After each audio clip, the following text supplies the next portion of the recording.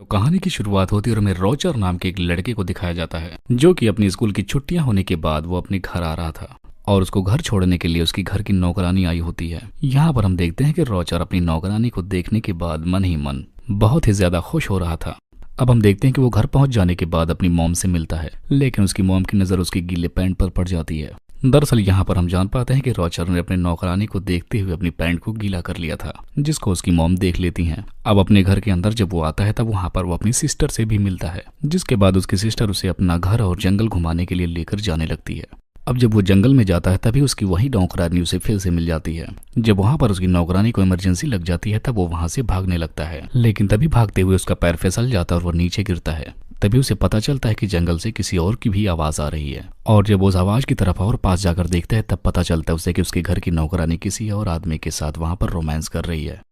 और ऐसा देखकर रॉजर फौरन अपने घर पर आ जाता है। अब जब वो अपने घर के कमरे में होता है तभी उसे फिर से आवाज सुनाई देने लगती है। अब जब वो अपने दरवाजे से बाहर देखता है तभी उसकी नौकरानी उसे दिखाई देती है, जो कि अपने रूम से आधी ही बाहर निकली होती है और वहां भी कोई उसके साथ इंटीमेट हो रहा होता है। अब जब ये अपनी बहन के साथ सोने लगता है तब उसकी बहन उसे बताती है कि हमारे घर में जो आंटी रहती है वो अभी तक वर्जिन है।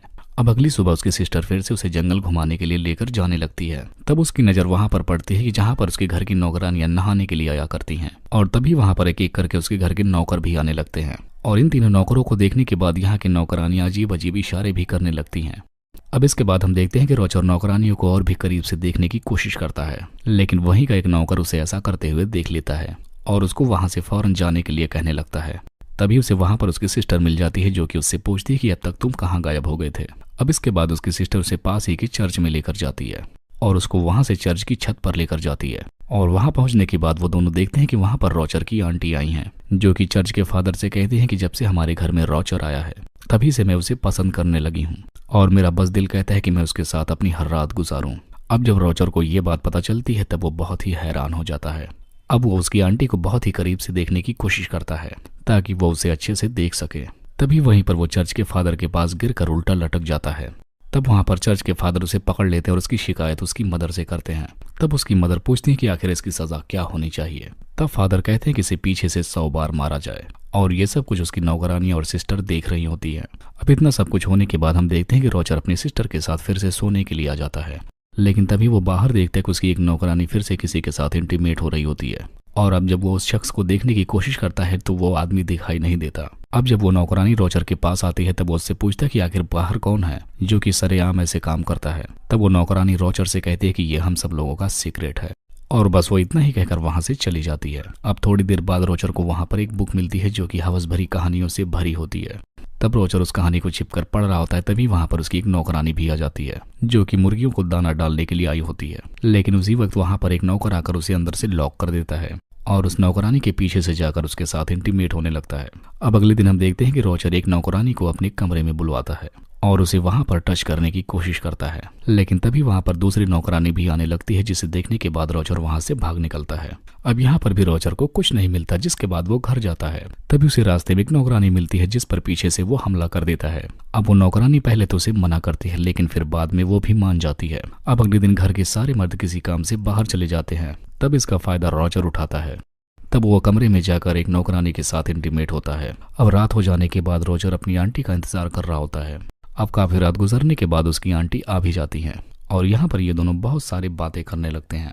फिर वो उससे कहता है कि तुम अभी तक वर्जिन हो और इसमें मैं तुम्हारी मदद कर सकता हूँ। लेकिन यहाँ पर पहले तो उसकी आंटी रॉजर को मना करती हैं, लेकिन उसके फोर्स करने के बाद वो मान जाती हैं, जिसके बाद आज रात ये दोनों यहीं पर इंटीमेट होने लगते हैं।